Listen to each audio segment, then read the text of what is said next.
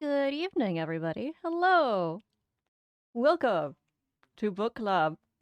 We are on chapter 7 today in the House of Tom Bombadil. I'm currently playing some Lord of the Rings Online music from Tom Bombadil's house and area because it's so cheery and upbeat. Hello, Stop the Pigeon. How are you doing today? Yokai, hello. Fern, Christopher Faithius, Jonathan V. Nice, hello, hello. And of course, our lovely kitty. How's everyone doing today? I hope your Sunday was nice and relaxing. You're stressed to death. I'm so sorry, Stop the Pigeon. I hope you feel better soon. And hello, Holly. Welcome. Yours is anything but relaxing. Well, Stop the Pigeon. We're gonna be having a very... Oh, no worries, Christopher. I'm gonna make sure that there's lots of time. Lots of time for you to hop on into Discord. I'm not gonna start without you. Don't even worry about that. If you read the chapter today and you would like to come discuss it with us, please feel free to jump on into the Discord. We're gonna just be in the main channel, the general chat. If you want to hop on in there and talk about this book.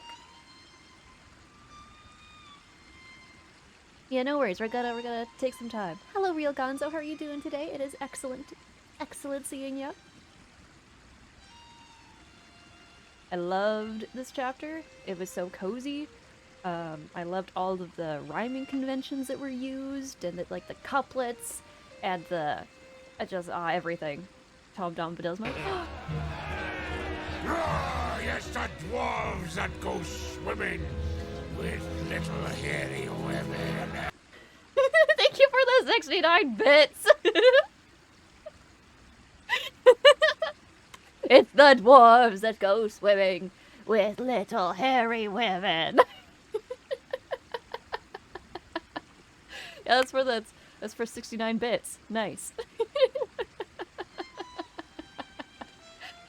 Hey doll, merry doll, ring a dong dillo, ring a dong, hop along, bellow the willow.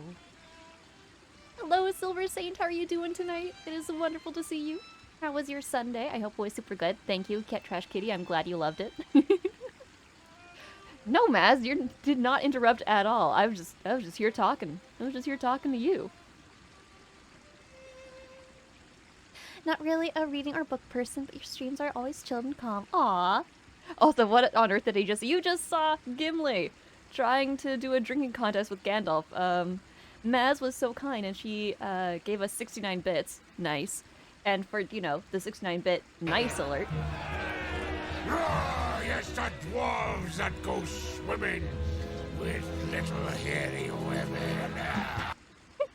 Worth IT. Worth it. Nice. That was the sexiest thing I could find in all of Tolkien, in terms of, funniest, sexiest. 69, really? That blast numbers everywhere I go. Oh yeah, nice. Thank you for the 69 bits, Trash Kitty. I really appreciate it. I'm glad that you got to go swimming with little hairy women. I'm good, Worth, and hello, how are you doing today? I'm a Claude, hello. Good to see ya. You mostly need to hear it again, of course. Of course. You're good, excellent, that is wonderful to hear. And life has been treating you really well, Yokai. Thank you for asking. It was the curse of my mate. It stalked him everywhere. Now it's been passed to me. Yes, Stop the Pigeon. It's everywhere. It's following you.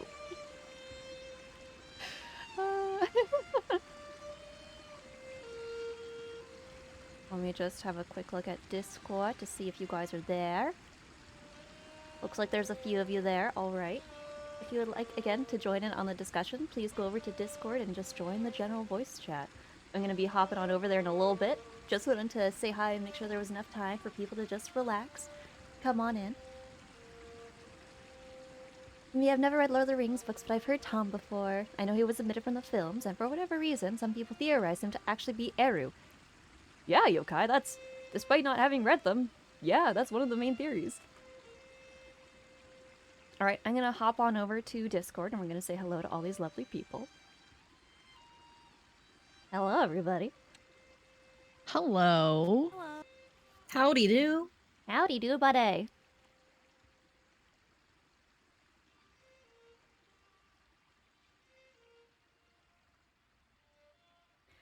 Hello, everybody.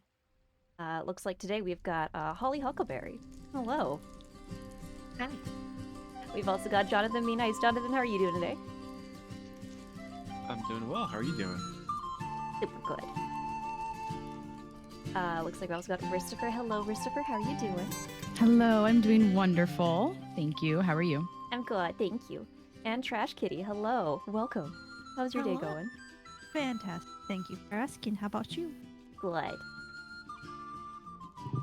Let me just get my thing going.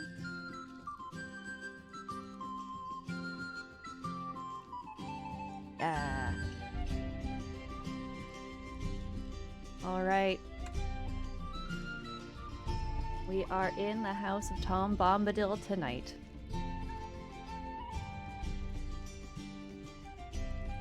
So cozy. Yeah. Oh, I'm ready for it. We're just getting all the volume set up. I just want the music to be nice in the background. 1 second. There we go. I think that's a bit better. All right. So, oh, thank you, Twisted Fairy. As we do every time, I want to know, just before we even get into discussion, did you guys enjoy this chapter? What were your just overall thoughts? Any thoughts or feelings that come to mind when thinking of this chapter? Super chill, super cozy, as you mentioned. And I just love Tom. He's just so weird and mysterious. And I think we kind of get into that a little more this chapter. 100% agree. Jonathan, I want to hear your thoughts, your feelings. Yeah, I did enjoy this chapter a lot. I'd always enjoy when Tom's around. I just love how he speaks and just makes me feel warm inside. Completely agree. Christopher? I mean, same thing as everyone else. I really just love how this chapter seems so important, but also so chill at the same time. I just love everything they get to talk about and just the warm feeling. Excellent. Trash Kitty, do you have anything to add? Nothing much else to add. It feels very detached to all the danger we've been reading, so it was a nice little break, but they did kind of bring in a little bit in the dream part of it, but I really enjoyed the chapter. Tom Bombadil, what a badass. Guy, truly what a guy. I completely agree. And actually, you guys touched on some really important points of this chapter. So, something that people have talked about before is obviously the relationship between Lord of the Rings and The Hobbit, where The Hobbit was a story for children. And whenever there was danger, the author, Tolkien, was very specific to tell you that, oh no, Frodo or Bilbo's not in danger. The dwarves are not in danger. This battle might be happening, but don't worry. They're all safe. So the author goes out of the way to make sure that, the children aren't worrying about their favorite characters. Whereas now that we're in Lord of the Rings, that's no longer the case. We don't have someone holding our hand. So what a lot of people think is that this chapter, specifically in the House of Tom Bombadil, is kind of, it signifies that that gentle, caring hand of the author kind of slipping away. Like this is the last we'll feel of this. Don't worry, everything is safe and fine. It's all fine. Don't worry. This is supposed to be like the last of that. After this, we're going into the real Lord of the Rings, like we say every single chapter. Say that like every time we're like, this is the end. We're like, this chapter, now This we're going. one is when. But this one really was a reprieve from the previous danger that we had in the Old Forest. That was our first experience of actual real danger, and now we have a reprieve. And similar to like in The Hobbit, like with the spiders, for instance, when Bilbo and the dwarves were in the forest and they had to get away from the spiders. There was reprieve before, danger, and then afterwards it was fine and safe. But after this chapter of Tom Bombadil, we're not going to have a nice reprieve like this for a long while. It's going to be stressful. And I'm excited to get into that. Also, thank you, Sunny, for the lurk. I really appreciate it. Me too. All right. Let's get into our favorite passages from the House of Tom Bombadil. Do we want to go in reverse order? Trash Kitty, would you like to start? Sure, I'm just bringing it up. It's not a very long passage. It is a let- shorter passage of all of them, but it made me laugh so much. So, my favorite portion of the book, and I can't say it word for word because it's too long, is the nightmares, where everyone's having a nightmare. And the very end of it, as far as he could remember, Sam slept through the night in deep content, if logs are contented. Yes. That is such a good... I love how, like, a roundabout way Tolkien says, and Sam slept like a log. Yeah, and the funny thing is that we've always talked about Sam being kind of like this rock, he's not easily influenced by everything, while everyone else is having nightmares, he's content sleeping as a log. So I just Yep. thought that was really interesting too. Thank you for bringing that up. That's also one of my favorite bits. Sam, our lovely Sam. He is the hero of the story. Sam. Christopher, do you have a favorite passage you would like to share? I have a couple of them, but I picked a smaller one that I really love. And it's when Frodo asks, who is Tom Bombadil? And I love the way that she responds. So there's a little bit before this, but her main description of him I really love. After Frodo says, "Then all this strange land belongs to him?" "No, indeed," she answered, and her smile faded. "That would indeed be a burden," she added in a low voice as if to herself. "The trees and the grasses and all things growing or living in the land belong to themselves. Tom Bombadil is the master. No one has ever caught old Tom walking in the forest, wading in the water, leaping on the hilltops under the light and shadow. He has no fear. Tom Bombadil is master."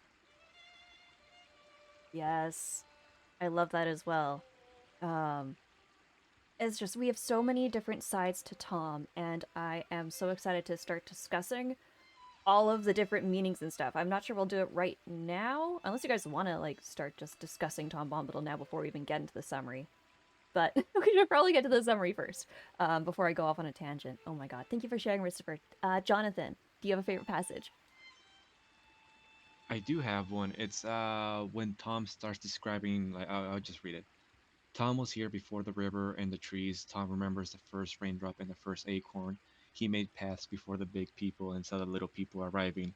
He was here before the kings and the graves and the Barrow rides. When the elves passed eastward, Tom was already here before the seas were bent. He knew the dark under the stars when it was fearless before the Dark Lord came from outside. Oh, that's such a good one as well. Thank you. And there's so much to discuss. So I'm gonna wait until we get to there in our long summary to discuss all that, because I have so many notes. I have so many notes, guys. I think I did a word count this time of how many words I did for my notes for this chapter, and it was something like at the end of it was like 1,700 words. Woohoo! I took a lot of notes. Amazing. Dude, I get it. I wrote down like 3 different Bombadil theories. Like, Yeah, this is the most notes I've had in a few chapters. Yes. Love it. Hey, I'm a clone. I see that you're in here. Did you read this chapter? Would you like to share? I know you're currently muted and deafened.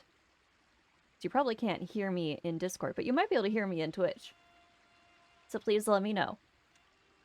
While we wait for you to respond, Holly, did you have a favorite passage you'd like to share? Yes, I do. Okay.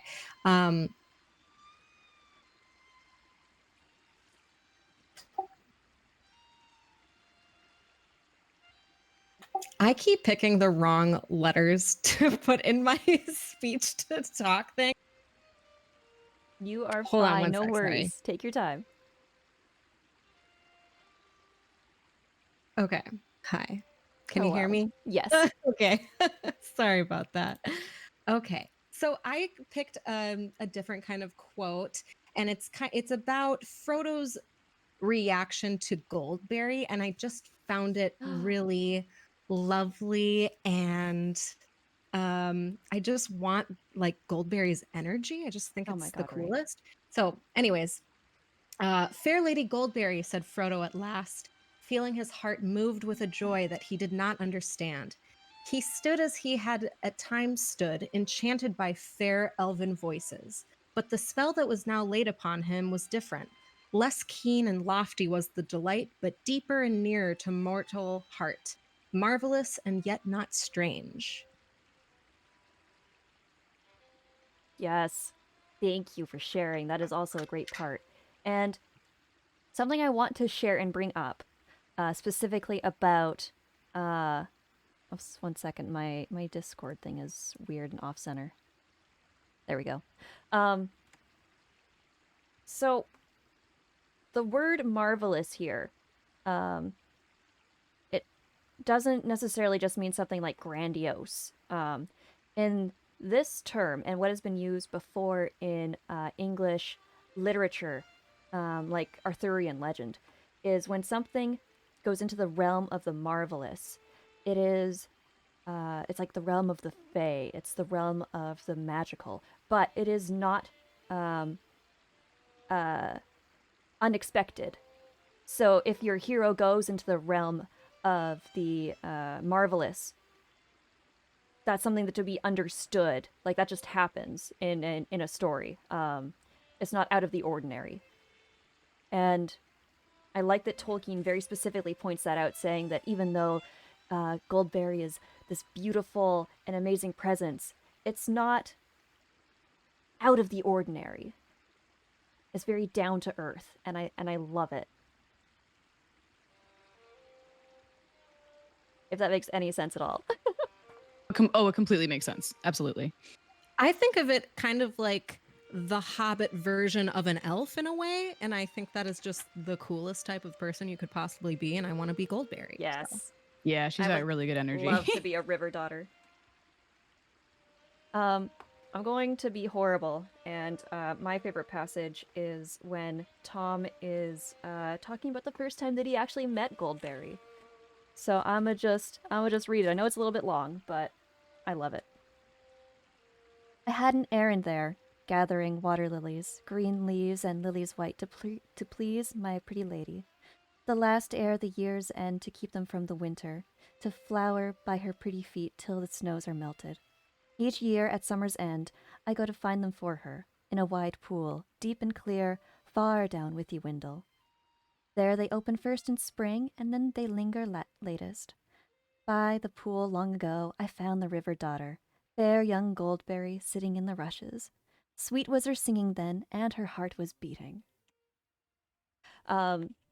And where Tolkien specifically means her heart was beating, it was like she was flustered upon meeting Tom. Not that, oh my god, she's alive, her heart's beating. She was alive. It's that she was very flustered upon meeting him. And I actually went back and I read Tolkien's first poem that was written before The Hobbit and Lord of the Rings. It was written back in early 30s or something. It was just called The Adventures of Tom Bombadil. And in it describes their first meeting. Basically, Tom Bombadil is walking down near the water, and he gets pulled down by this watery tart. And she invites him to be like, hey, you should come live with me, stay down here. And he says, no. And then later on in the story, he comes back, and at this time, he grabs her and says, hey, lady, why don't you be my wife? And then they get married. My god. So they are perfect for each other, and no one can tell me otherwise. The watery tart didn't lob a sword at him. Not this time. All right, let's get into the short summary of the chapter. Is anybody willing to volunteer for the short summary? I'm gonna be a little quieter today. I'm resting my Hi, Zero little Gaming. How are voice. you doing? No worries. I understand. Also, Jonathan Risk for Trash Kitty, you can also say no if you don't want to do the short summary. I'm more than capable. I will do it if no one else wants to. I'm also happy to hear your beautiful voice. Tell it. I'm game for anything. All right. I can do it this round. All right, so my short summary that I wrote here is Goldberry invites the hobbits in. Frodo has a crush on her and says poetry at her. Tom arrives and gets the hobbits cleaned up before dinner. They eat, and then the hobbits head to bed. They all have scary dreams except for Sam.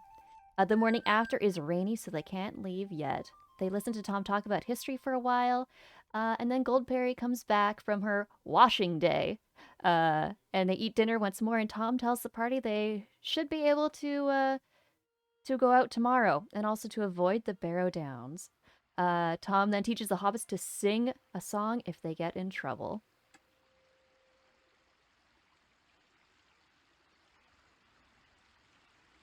Also, what do you mean, you crunchy Rice Krispie? I'm very confused. Is the mic not working? All right, so that's the short summary. And there are a couple of words that I wanted to discuss before we got into things. The first word that I encountered where I got kind of stumped was when Frodo and the hobbits are getting cleaned up. There is specifically, it is described that the floor is flagged. And this could be two things. I was looking it up. And so it could either be that the foundation is falling in on itself, or Tolkien is going on a more roundabout way of saying flagstones. And flagstones are basically like these big pieces of tile, basically look like rock. So that was one thing that tripped me up then. And then I also want to talk about the etymology of the word Barrow. So the etymology of that word, and it's more Germanic. It is, so Barrow means mountain or hill. And wight, W-I-G-H-T, is a Germanic word that means creature, impish forest creature in Germanic mythology. So a Barrow-wight is a hill creature. However, when I always read the books, I never just assumed them to be just these random creatures. I always thought they were, like skeletons. So that they were risen. Yeah, like I picture them to be like these undead skeletal things. Oh, thank you, Zero Gaming. Yeah, so that's the image that I got. And I think I might just be, because like there's nothing in literature that I could find that says wight, at least at the time, meant, undead. It just meant creature, which is interesting.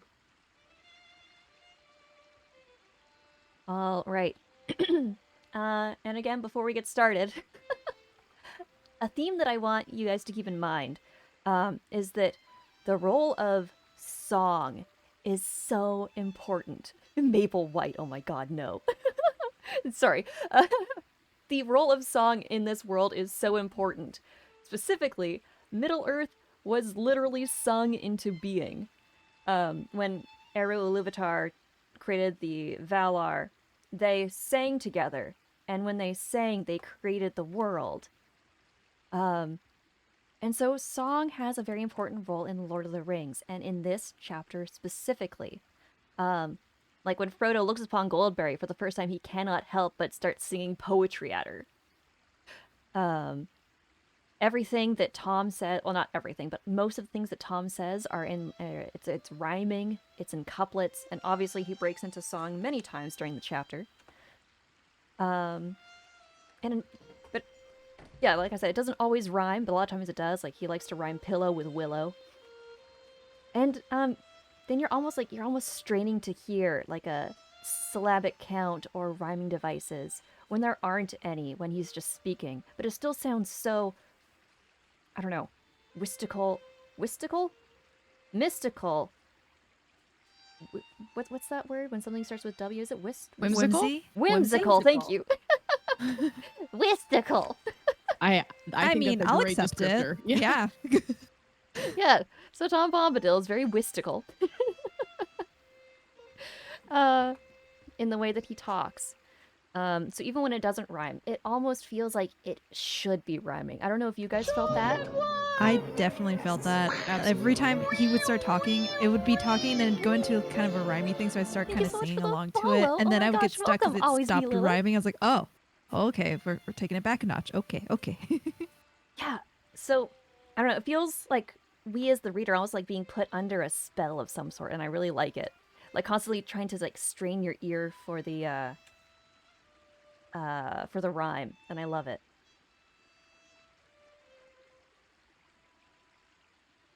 All right, and also, so again, more with about the songs. A song can be used to summon Tom Bombadil. Songs are beautiful, but they also have power. Indeed, even Old Man Willow has been said to have a strong singing voice, and this is from last chapter. Master of the winds and his song and thought ran on both sides of the river. Hi, Cat. Hi, Kaylee. Hi. Oh my gosh, for a Yes. second I thought it was related. Bean just jumped up and I was like, I'm how sorry. can you see Bean? Sorry. She literally just jumped up right up on top of me. Amazing. So yeah, I want to hear your guys' thoughts. What do you think about the fact that that song is so important, and specifically about this chapter? What makes song important about Tom Bombadil?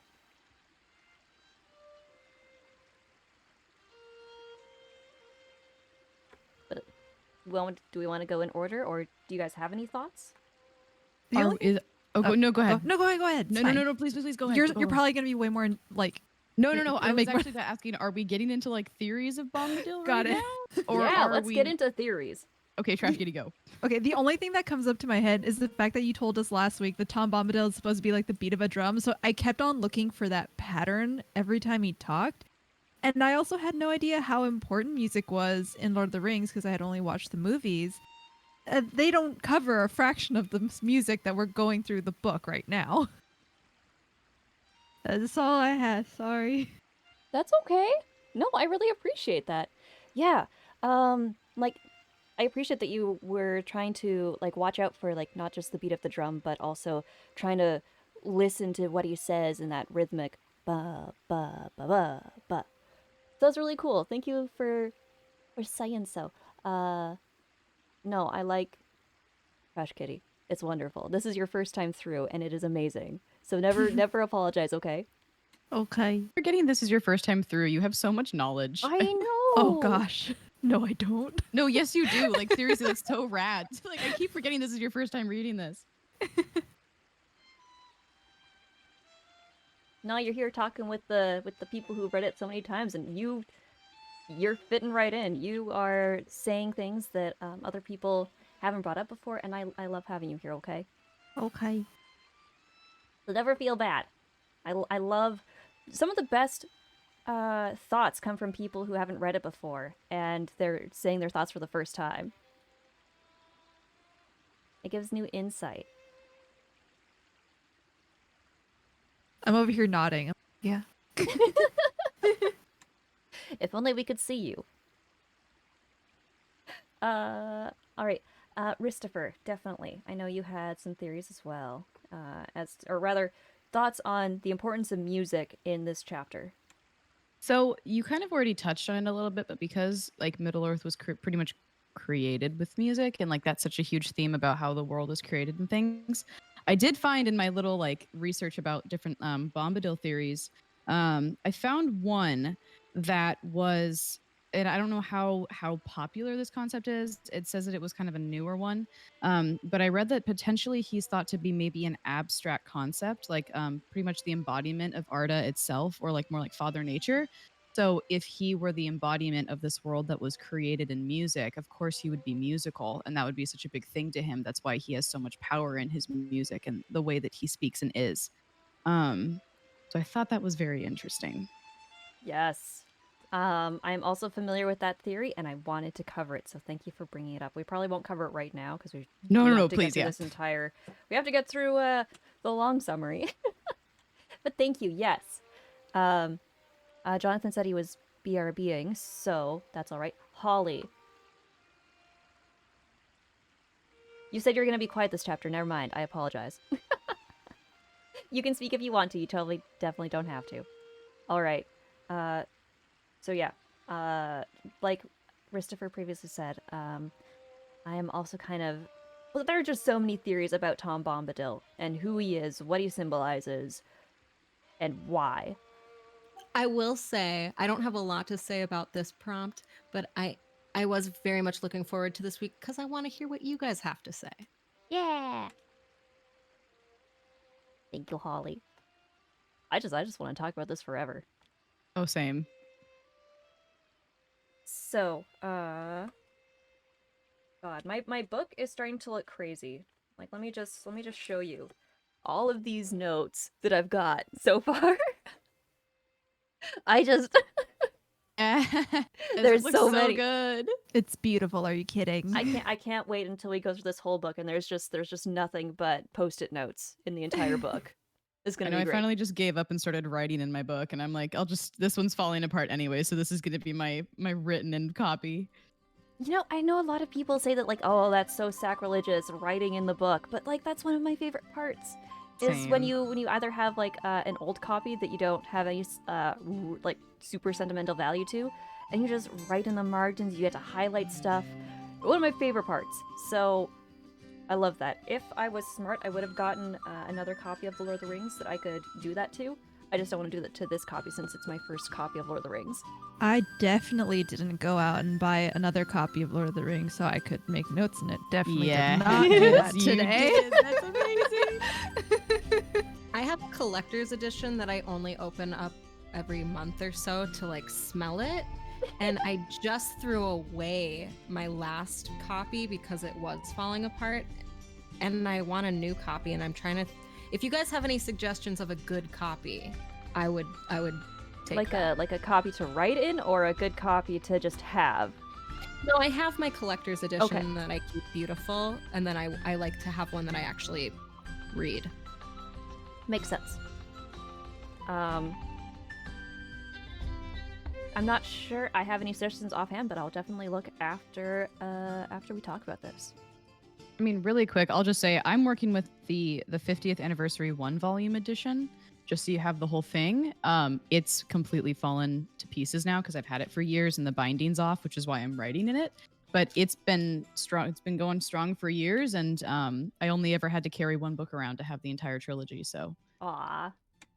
Its journey is now complete. it is. Oh, that's so special. All right. So let's start talking about the long summary. So, this is chapter 7 in the House of Tom Bombadil. So the hobbits enter the house, and we see Goldberry sitting surrounded by water lilies, enthroned in the midst of a pool. She gets up to greet them, and like we said before, Frodo is so smitten that he starts reciting poetry at her. She laughs and knows just by the look of him that Frodo is an elf friend. Let me get to my first. Ugh. Welcome, she said. I had not heard that folk of the Shire were so sweet-tongued. But I see that you are an elf friend. The light in your eyes and the ring in your voice tells it. This is a merry meeting. Sit now, and wait for the master of the house. He will not be long. He is tending to your tired beasts. So this is the first time we are told of Tom Bombadil with a capital M, Master. And we're having a lot of talk about that later. So Frodo decides to bite the bullet on the question and asks Goldberry, Fair lady, tell me, if my asking does not seem foolish, who is Tom Bombadil? He is, said Goldberry, staying her swift movements and smiling. Frodo looked at her questioningly. He is as you have seen him, she said in answer to his look. He is the master of wood, water, and hill. Then all this strange land belongs to him. No, indeed, she answered, her smile faded. That would indeed be a burden. She added in a low voice, as if to herself, the trees... My note is on top of it. The trees and the grasses, and all things growing or living in the land belong to themselves. Tom Bombadil is the master. No one has ever caught old Tom walking in the forest, wading in the water, leaping on hilltops under light and shadow. He has no fear. Tom Bombadil is master. So there's a lot here. So specifically earlier on, when Frodo's literally saying, "Tell me, fair lady, who is Bombadil?" and she goes, "He is." I like to imagine the Goldberry is just like pointing out the window, like, that's him. That him right there. He is. Who's Tom Bombadil? Him right there. It's not like he sings his name 10 times every 30 minutes or something. It's not like you'll get a reminder of exactly who he is every time you speak to him. But yeah, that's my favorite imagery. I know it's probably not how that was written. Because, Frodo is standing in as the reader asking, "So who is this guy?" And obviously we don't get any answers because why would we get answers? That would be too easy. Do we want to discuss what's going on right now? Or do we want to keep going on with the summary? Because already we've got a lot of things we could talk about with Tom Bombadil and what it means to be a master. What does he mean? Or what does she mean by everything belonging to themselves and that Tom has no fear? So I just want to know, how are you guys feeling? Do we want to talk about this right now? Or do we want to go over the summary and then go back? Since there's probably so much in this chapter, maybe it's better if we just stop and talk as we go. Okay. I like that plan. So let's stop and talk. So,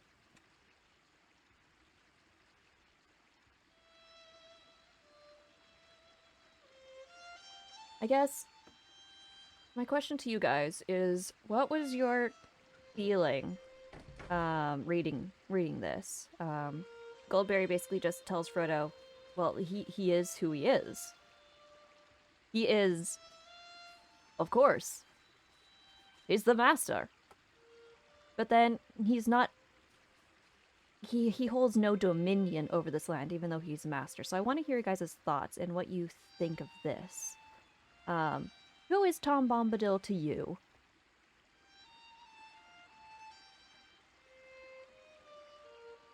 I'll start.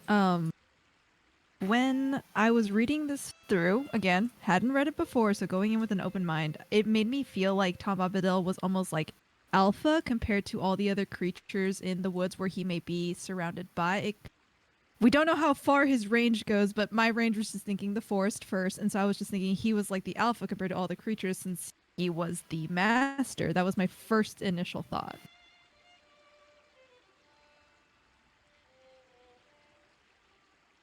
So you're more thinking like leader in the way?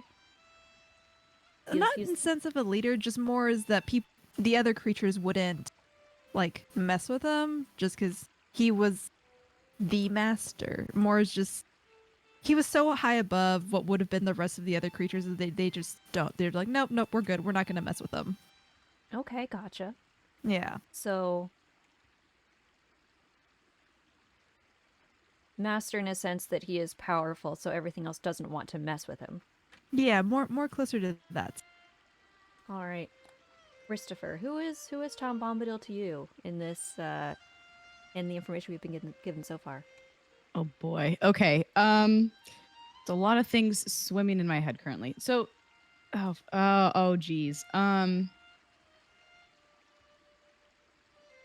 Okay, so this is another theory I found. I'm sorry. Oh, no worries, please. Okay, so I saw this thing as I was looking to where it specifically mentioned Goldberry's description of him right now, which is why I want to bring it up now. Where it mentioned that her saying the phrase "he is" in common tongue is very different than if she had said it in Elvish. In Elvish, it would have been Ea or Ea. I don't know how to pronounce that properly. It's just Ea. Thank you so much. Which is also what is a name for the secret fire that was sent to burn in the heart of the world. So again, it's another theory of what he could possibly be. I think that calling him master also reminds me of the way that they refer to like the head of the head of the Brandybuck house as master of yeah. the house. Which it doesn't necessarily mean like it just means like top dog essentially, which kind of makes sense with what Trash Kitty was saying. Not necessarily like the kind of the leader, but not really. I don't know, like just like head of whatever he is ahead of.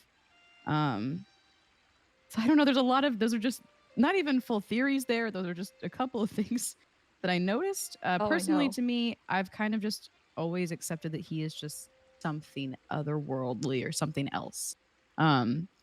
Which we can talk about more later when there's more when he describes himself a little bit more. But Yeah. he is. I will repeat what Goldberry says. He is. Excellent. Jonathan, do you have thoughts on what we've been giving so far? I do. So far from what we talked about, I don't think I will have enough information to make a guess on who he is. I would just be theories of my own at this point. Would you like to share one of your theories? I mean, is he like a combination of like Mother Nature and like Father Time? That is a very good insight. In fact, that is one of the many theories that goes around, specifically that he is more master over time, and Goldberry is more like Mother Nature, where he is Father Time, that sort of thing. So yeah, good on you for picking that up. That is definitely one of the many theories about who is Tom Bombadil, and maybe he is Master of Time, where Goldberry is Master of Nature. Or even some have said that it could be that Goldberry has power over water and Bombadil has power over earth. And together they kind of make up this amazing, like a relationship that flows and works with each other, just like in reality. Thank you for sharing, Jonathan. And I won't. Ollie, if you want to share, you can, but we're not going to force you to because I know you said you were gonna be quiet today. But I wanted to make sure you had a chance if you wanted to.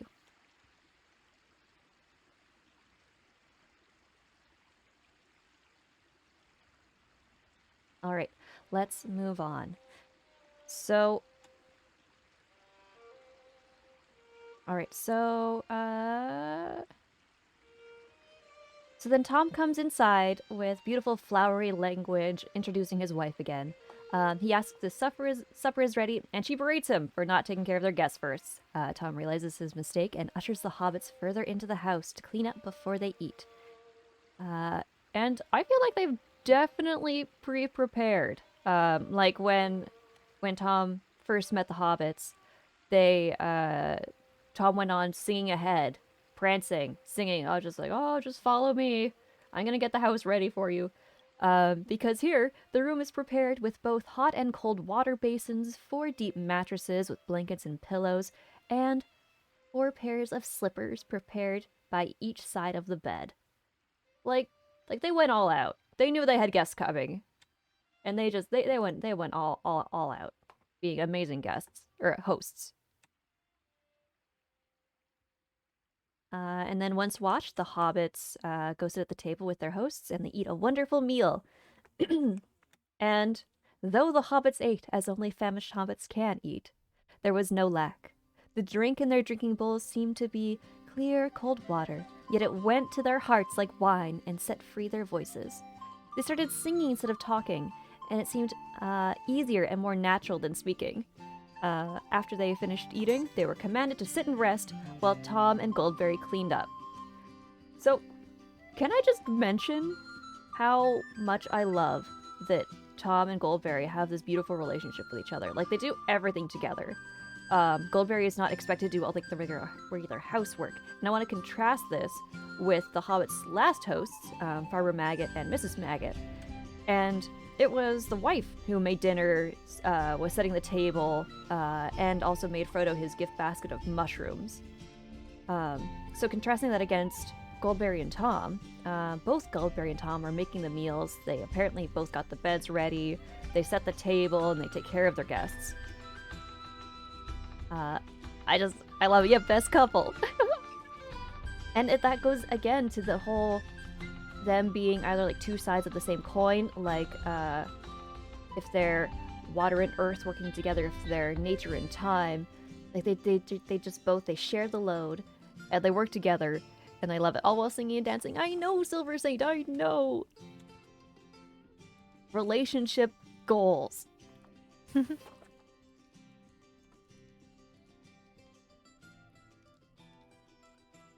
All right, and once everything is put away, Goldberry goes back to wish the hobbits a good night before she goes to sleep, and then she tells them, "Have peace now," she said. "Until the morning, heed no nightly noises, for nothing passes door and window here save moonlight and starlight, and the wind off hilltop. Good night." I love how they talk. I wish I could talk like that. Me too. Same. So Tom stays with the hobbits for a while, as they just sit around the fire, which apparently smells very nice because it might be applewood, so it's a sweet smell. They're all dozing off and having a wonderful time. And Frodo finally perks up the courage to ask the question that none of them were able to do so at supper. And he asks Tom if he heard him calling for help when Pippin and Merry were stuck in the tree. Tom says no, he hadn't actually heard his calling. He was just kind of in the area. He reveals that he had gotten word that the hobbits would be entering the forest, and he wanted to make sure that they wouldn't get caught in the maze of the forest, because he knew that all paths led down to the Withywindle. But the reason he was there was because it was the time of year for him to get water lilies for his lady. And this is important because he says, you know, if you guys had been late a day or two, I wouldn't have been there to save you. So maybe there was some sort of divine intervention there, or just good luck. And again, just noting on the relationship, it is very cyclical in nature.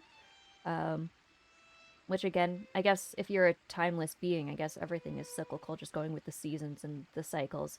Because Tom goes and gathers lilies at this very specific time of the year, because this is when they bloom, and it's also kind of like an anniversary gift, because that's when they first met. That's also kind of where they first met as well. God, Tom is so cute. He's such a sweetheart. A true It king. really is. All right, and so Frodo decides. Oh wait, and then he sings that beautiful verse about his lady. So he sings that, but like we said, there's no rhyming in this verse. Like there's no syllabic consistencies. Like some lines are 14 syllables, some are 12, some are 11. It's all over the place. But it's beautiful in its imagery, and it's almost like poetry, but it doesn't rhyme anywhere. And I still love it. And it looks, and like he even says he went into a soft singing voice, but how would you sing it? That's what I want to know. It's so beautiful, and it's indented. Like it looks like it should be a song, but there's no rhyming. Are you guys? Were you able to find it in song form? I was not actually. I just want to share for chat how it looks. That is indented and in italics. Like this. Oh, if you could. Ugh. Oh, so bright. Not working. This right here.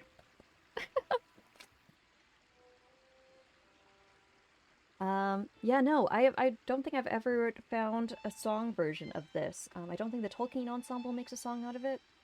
I could be mistaken. So if anybody has either a song version of it that they would like to share, or I mean, yeah, anything really.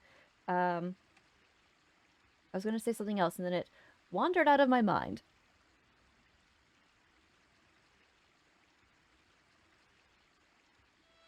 Anyway, so after he sings that about Goldberry, then his eyes opened and looked at them with a sudden glint of blue.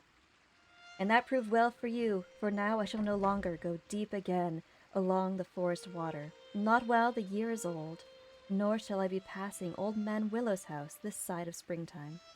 Not till the merry spring, when the river daughter dances down the withy path to bathe in the water. So basically, yeah, good thing I was there at that time, and good thing you were there too. Otherwise, you might have been eaten. Yikes. All right, Frodo wants to ask about Old Man Willow, but Pippin and Merry spring up and shout, "No! No!" They are still terrified from their experience of almost being eaten alive by a tree, and Tom actually agrees with Pippin and Merry, saying, that talk is probably best had during sunlight hours. So it's time for everybody to go to sleep. Frodo has a dream, or maybe a vision, of a man standing upon a tall tower. Light flashes from his staff, and wings blot out the moon. And then an eagle whisks this person away. And then he dreams of galloping, galloping, galloping hooves in the east. Black riders, he thought as he waked. And his courage is doubted here as he wishes never to leave Tom's house. And this is Frodo's second prophetic dream. The first one being like the White Tower by the sea. Do we want to discuss what this means? The fact that Frodo's having a prophetic dream of... Well, what do you think he's having a prophetic dream about, guys?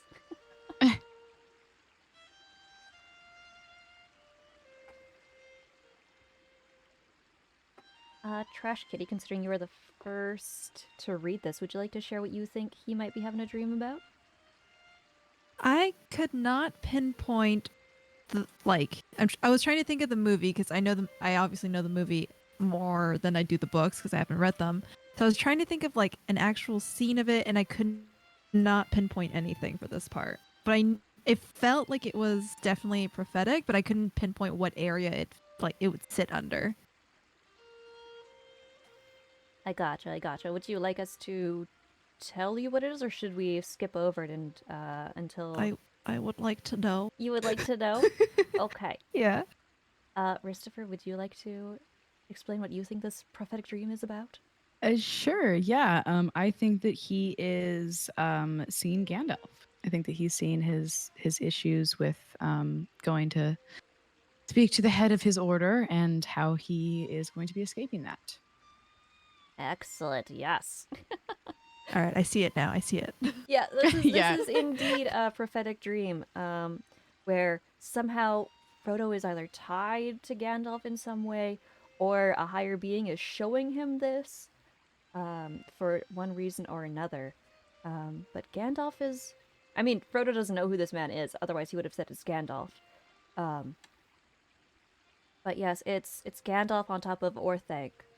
And he has his staff, and he calls upon an eagle to whisk him away from the tower so that he can continue on his journey, as he was kept there by the head of his order, Saruman, who is no longer Saruman the White, but is rather Saruman of many colors.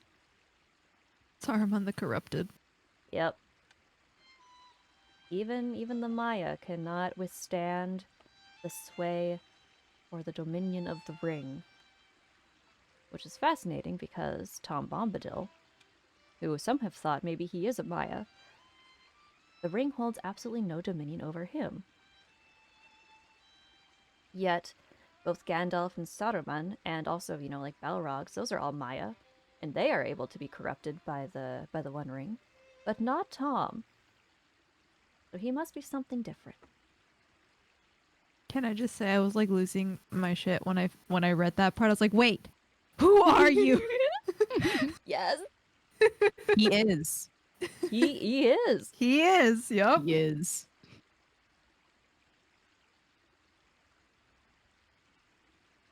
The more you light your lighter, the lighter your lighter gets until it's too light to light. What? Also, hello, just a time. All right. So Pippin is also having a dream. He was having a pleasant dream until he woke to the sound of branches and on the window and boughs creaking in the wind. And he started wondering if there are any willow trees nearby. And then he forgot where he was and he thought he was trapped inside Old Man Willow. He sat up suddenly and felt the pillows under him, and he remembered where he was and remembered Goldberry's words to fear nothing, have peace until morning, and to heed no nightly noises. Mary is said to have fallen asleep to the sound of water, and he dreamt that the house was slowly filling up to drown him. And I know that this is kind of horrible, but I love the way that Tolkien wrote this. It honestly feels like maybe Tolkien has some phobias of water or drowning because, oh my god. It was the sound of water that Mary heard falling into his quiet sleep. Water streaming down gently and then spreading irresistibly all round the house into a dark, shoreless pool. It gurgled under the walls and was rising slowly but surely. I shall be drowned, he thought. It will find its way in, and then I shall drown. He felt that he was lying in a soft, slimy bog, and springing up, he set foot on the corner of a cold, hard flagstone. Then he remembered where he was and laid down again. It just captures the fear of drowning so articulately.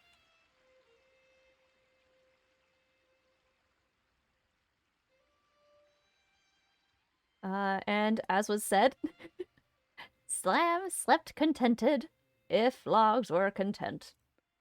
In other words, he slept like a log. In the morning, they all awoke to Tom bounding into their room and throwing open the curtains and the windows. Frodo takes a peek outside, expecting to see the grass all torn up with hoof prints from the galloping he heard. But there was nothing. Pippin also looks to see if there were any trees outside that could have scratched against the window, but there was also nothing there either. So the old forest has its own ideas and desires. It does what it wants, is what I feel. Goldberry and Tom told them over and over again, heed no nightly noises, you're safe here in Tom's house.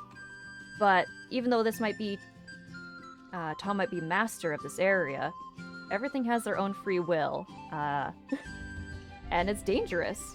It is honestly dangerous. The trees got up and walked next to the house and started knocking on the windows.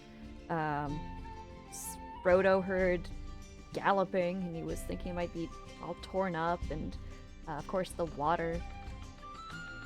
So this isn't a safe place unless you're inside Tom's house, in which case it is a safe and wonderful place. And the only thing that can get in is moonlight, starlight, and the sound of wind from the hills. Alright, so, continuing on.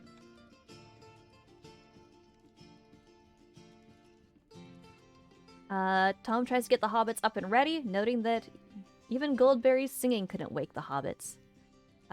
He said he's already been walking around the forest, probably for hours, waiting for these hobbits to wake up.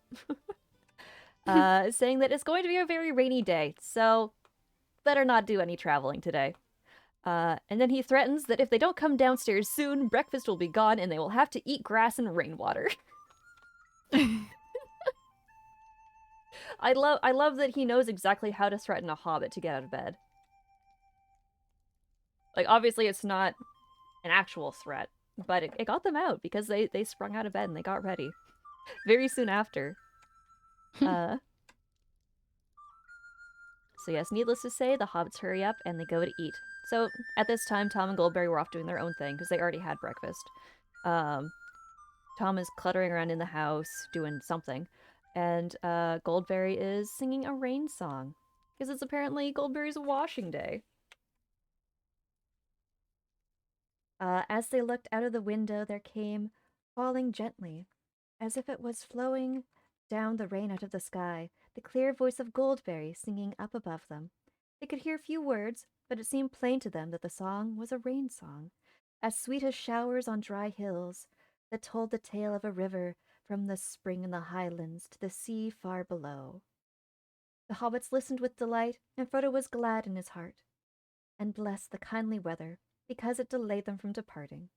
The thought of going had been heavy upon him from the moment he awoke, but he guessed now they would not go further that day.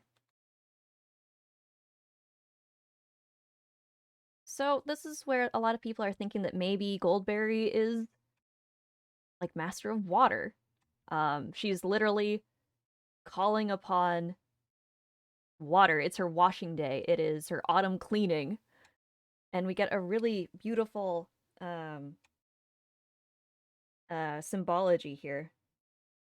Frodo stood near the open door and watched the white chalky path turn into a little river of milk and go bubbling away down the valley. I love that imagery so much. I can just see it in my mind.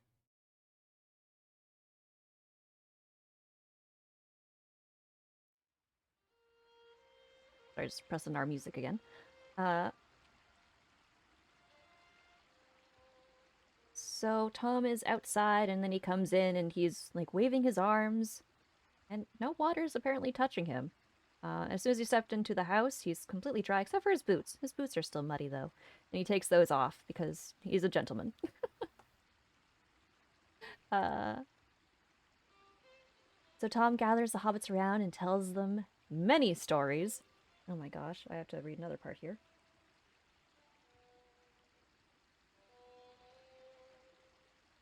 Which one did I want to read? I specifically... And then he told them many remarkable stories. Sometimes half of it speaking to himself, sometimes looking at them suddenly with a bright blue eye under his deep brows. Often his voice would turn to song, and he would get out of his chair and dance about. He told them tales of bees and flowers, the ways of trees, and the strange creatures of the forest, about the evil things and good things, things friendly and things unfriendly, cruel things and kind things, and secrets hidden under brambles. So he tells them a lot. Tells them about the forest and about the dark hearts of the trees, and that it's not called the Old Forest without reason. This was once part of one of the oldest forests in Middle-earth, and some of the trees there are nearly as old as time itself, and they are very proud and old. His speech wandered from water up to the Barrow Downs, and he told them of the history there. Back when men had kingdoms there, the story of how they rose to power, their wars that they fought, and how they fell and died. And then he tells of how shadows out of dark places far away went and froze the wights out of their mounds, and now they're walking, clinking, their bones rustling. And now the hobbits are reminded of just how close they are to those horrible downs, as Tom's house is literally underneath those very hills.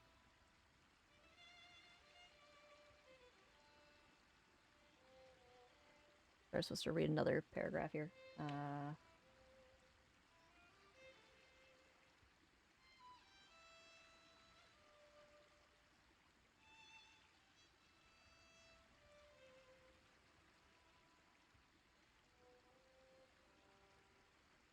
Right here it is, sorry.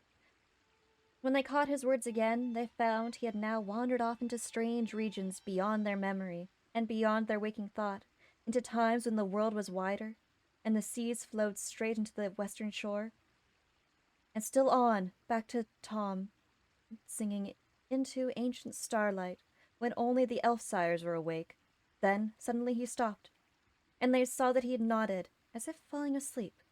The hobbit sat before him enchanted, and it seemed as if, under the swell of his words, the wind was gone, and the clouds had dried up, and the day had been withdrawn, and the darkness had come from east and west, and all the sky was filled with the light of the stars. So, Tom basically talked to them the entire day, and they were mesmerized the entire time. And I want to talk a little bit about about this specifically. So we're being told more about Tom here.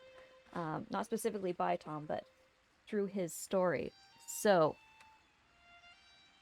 when the world was wider, this specifically means when Arda was actually flat. In the beginning, it was flat, and it was pretty much endless. All of Arda was just there. So that's what that means. That Tom was around when the world was still flat, which was ages and ages and ages ago. When the seas flowed straight onto the western shore. This is referring to when Valinor existed in the same plane of existence as Middle-earth. As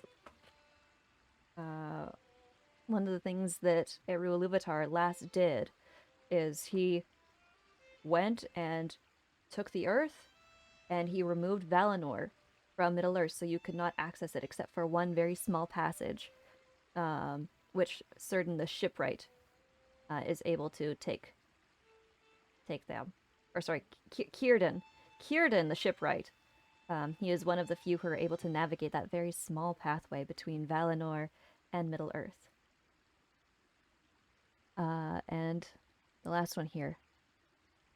Ancient Starlight, when only elf sires were awake.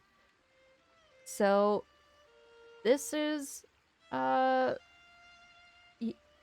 Bombadil was around before the light of the trees and before the sun and the moon. So he's ancient. He was on Middle Earth when the first elves awoke, basically. He's old, ancient, and as old as basically time itself. Yeah, I literally wrote in the margins I underlined all of it, and then I just wrote Tom is ancient, and I underlined the ancient word. Yeah, it checks out. So yeah, this is all stuff from the Silmarillion, Trash Kitty. This is where I'm getting all this from. Is from the story of the creation of Middle Earth. Got it. And if I may chime in, hello. Of course.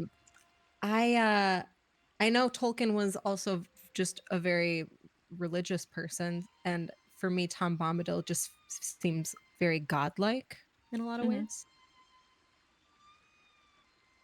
I'd agree with you there. In some ways, he is definitely not a omnipotent, all-seeing god, though. Kind of like the regular Catholic god. As, again, Tom Bombadil didn't know that the hobbits were going to be there. He just happened to be there because he was getting water lilies. So if he was an omnipotent god, he wouldn't have known that they were there and that they would need help. Instead, he just... Good thing it was lucky for you guys that I came along just then. Another part of me wondered, I was talking to Keyboard San about Tom Bombadil because he's read the books before, and we were talking about the fact that, we don't really know what he is, and we started talking about how he sometimes represents, or some theories say that it seems like it might be Tolkien himself, and I was thinking about it, I was like, he is the creator of this world. He would have been there before the elves were technically born. He did generate the language. As a part of it made me start thinking, I was like, what if it is Tolkien? That was actually one of the first theories that I thought when I first read it. I was thinking this might be like an author insert. Maybe this is Tom Bombadil might be Tolkien represented in the media or in the medium. I wish it were true. It is a great theory. However, Tolkien himself said that no, Tom Bombadil is not an author insert. Darn. It is an enigma. And he specifically left a whole bunch of questions out there because why would he like to answer things? And yeah, he is apparently not one of the Ainurs either. So they're currently all we know all of the Valar, all their whereabouts right now. We know where they are. They're currently sitting up in their table over in Valinor, holding silent council, where literally they don't speak, they just sit around and they like communicate telepathically with each other. More Because there's vibe. Sure. yeah, Of course. That's normal. because why talk or sing when you can just telepathically tell each other what's going on Oh yeah, no, I too love to just sit in a room with my friends and not communicate. and just stare at each other. Yep, just deep in the eyes. Yep. So Tom Bombadil ain't one of those. Tom Bombadil loves talking and singing, which is why I'm definitely kind of leaning towards agreeing with the idea that Tom Bombadil is like that the spirit of the Ainu Lindale, which is the song that created the earth. Yes. Because song is so important to him, it is so important to his character. He can literally be summoned with music. He sings all the time and never stops. When people are around him, they start to want to start singing as well, and they feel it's more comfortable to sing in his presence than it is to speak regularly. So, if the world was born out of music, and he's like the spirit or the embodiment of that creation, then of course his literal name would also be like a drum beat, like music. And of course, he has other names in other languages. Like he's not known only to the hobbits. Tom Bombadil is very specifically a hobbit name that he was given.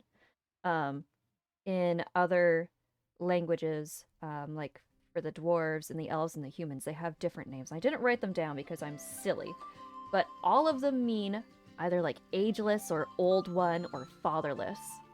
I have, I think here, I think I wrote them down actually. Or I saved it. Oh, okay.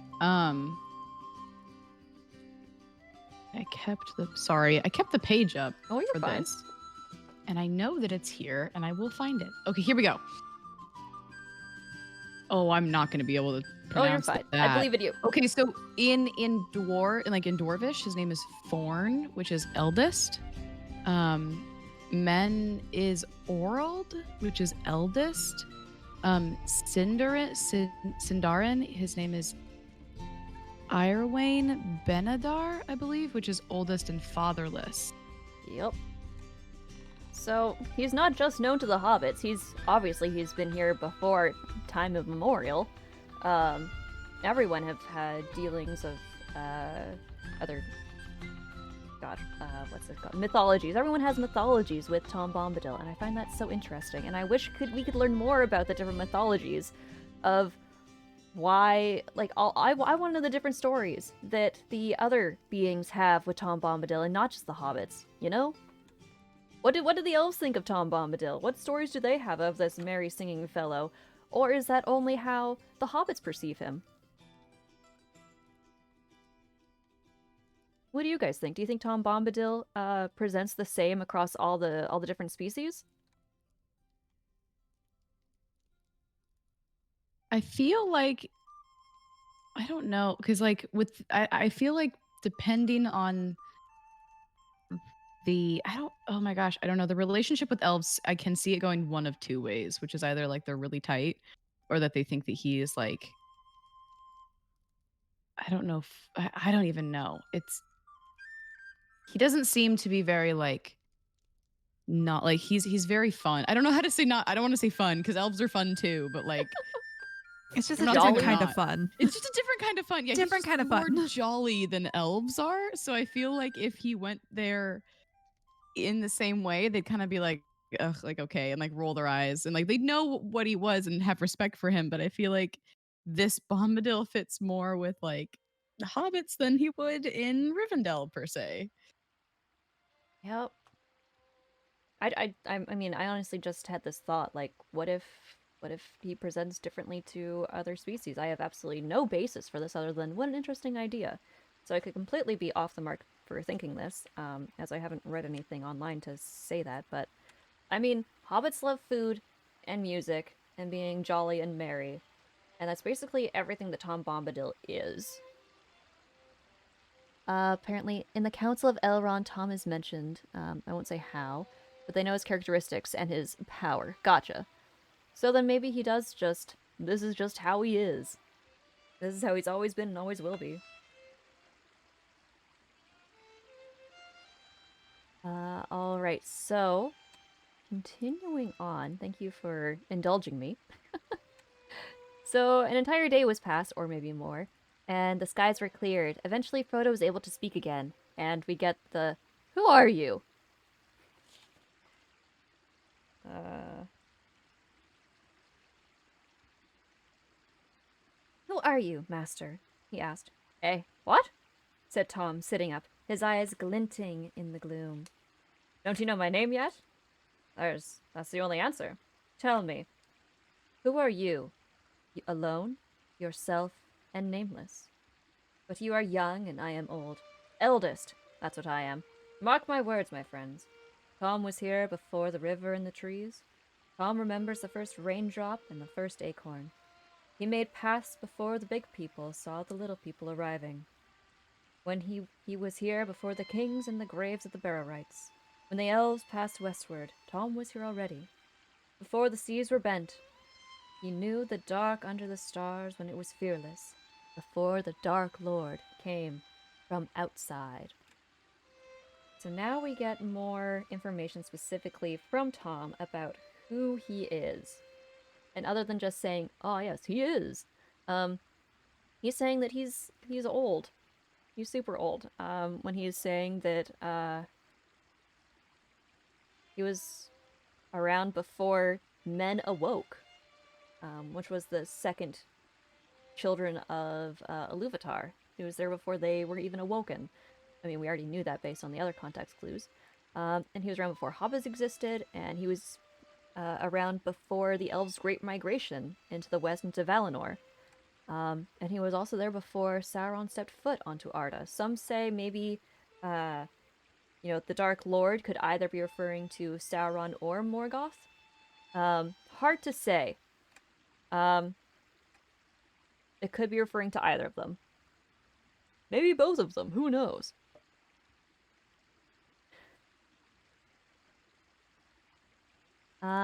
So this time it's Goldberry who gets to interrupt their talk, and she tells them that all the rain has ended, and that it is time to laugh and be glad. Tom jumps up and he starts getting food ready. After they ate, Goldberry sang many songs about water, pools, and starlight, and then she wishes them good night and she takes her leave. And now it's Tom's turn to ask the questions. And he apparently knew a lot more about their journey than they had realized. And he also reveals that he's gotten most of his information from Farmer Maggot. What a boss, our old Farmer Maggot. I know he beat a child who may or may not have just lost his parents, who was an Oh my orphan. god. But my god, he was able to stand toe to toe with against a Dark Rider, and also converses with Tom Bombadil on the daily. And he even gets an honorable mention from Tom saying like, "Oh, there's clay under his fingers and his eyes are open." So, Farmer Maggot, not a bad guy except for that he beats children. Recently orphaned children. Yes. Oh dear. We discussed that previously. Alright, so Frodo realizes that he started telling Tom more about Bilbo and the ring that he'd even told Gandalf. And then, of course, at one point, Tom asks to see the precious ring, and without hesitation, Frodo hands the ring over to him, and it was so much easier than he thought it would be. I'm gonna read this here.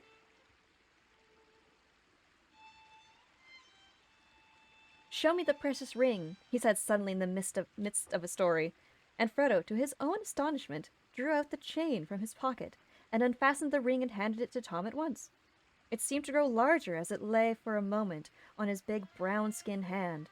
Then, suddenly, he put it up to his eye and laughed. For a second the hobbits had a vision, both comical and alarming, of his bright blue eye gleaming through the circle of gold. Then Tom put on the ring around the end of his little finger and held it up to the candlelight. For a moment, the hobbits noticed nothing strange about this. Then they gasped. There was no sign of Tom disappearing. Tom laughed again. Then he spun the ring in the air, and it vanished with a flash. Frodo gave a cry, and Tom leaned forward and handed it back to him with a smile. So this is very important, as Tom himself has no dominion over anything, but in turn, nothing has dominion over Tom, except for himself. Tom is the master of himself first and foremost. Tom has no fear. That is the thing that Goldberry says. He has no fear. He has mastered dominion over himself, which is where most of his power comes from, at least what I think. Whatever power he has master dominion over himself, and therefore he is master, as he has mastered himself. And I think that's special and powerful. Yes, Tom has no desires. There's nothing for the ring to work on. Whereas, if he was a Maya, like Gandalf or Saruman or the Balrogs, they have desires. And indeed, Gandalf did not want Frodo to give him the ring, as he wanted to use it for good. At least his purposes would have started out good. But here we have Tom Bombadil, and he has no desires. He has nothing holds dominion over him except for himself. Do you guys have any thoughts or words you'd like to add?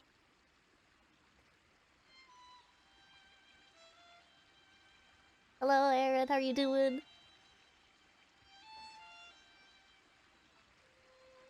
All right. If that is the case, we shall continue. I nearly lost my spot.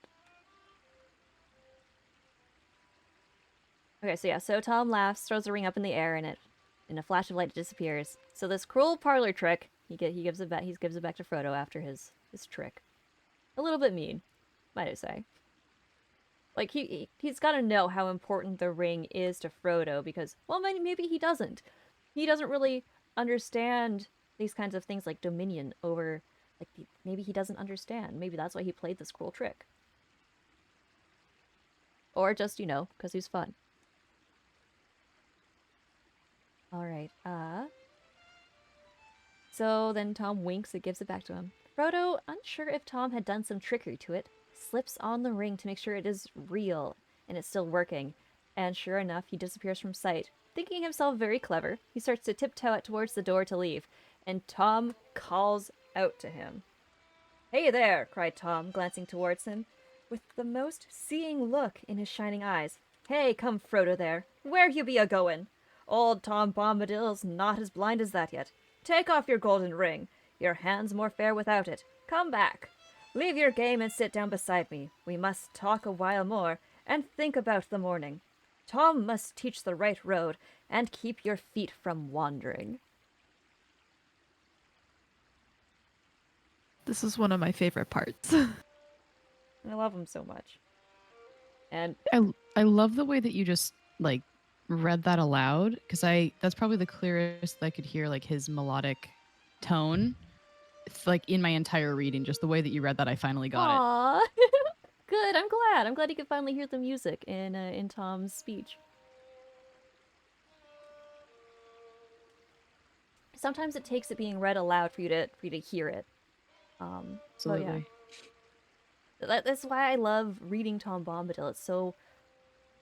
It is a song. He is a song. All right, and so Tom says that tomorrow is most likely going to be a very sunny and good day for journeying. He gives them some advice on which path to take and to steer clear of the Barrow Dans. He stresses this point a few times. He thinks they'll come to no harm, but just in case, he teaches them a song to sing if they get in trouble. And that is the end of our long summary of this chapter. I know there was a lot to it, so I do apologize for talking so much. Never apologize. I love it.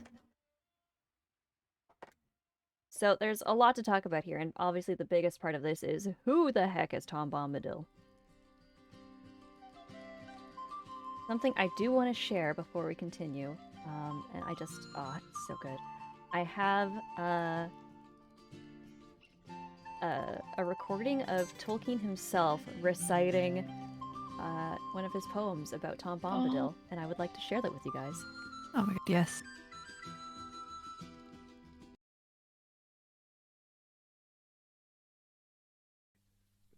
would not.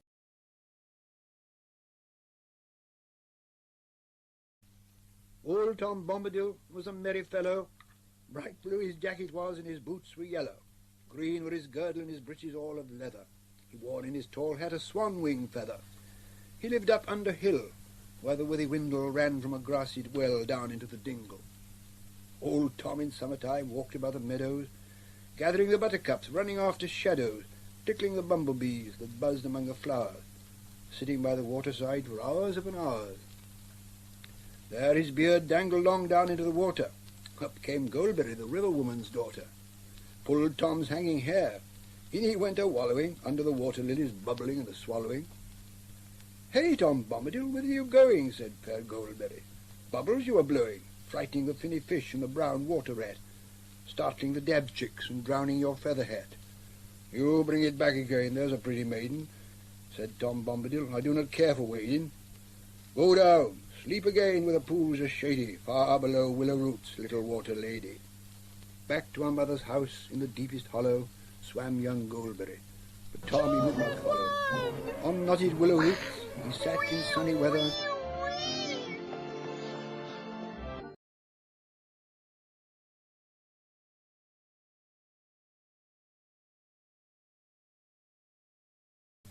drying his yellow boots and his draggled feather. Up woke Willow Man, began upon his singing, sang Tom fast asleep under branches swinging. In a crack caught him tight, snick, his clothes together, trapped Tom Bombadil, coat and hat and feather.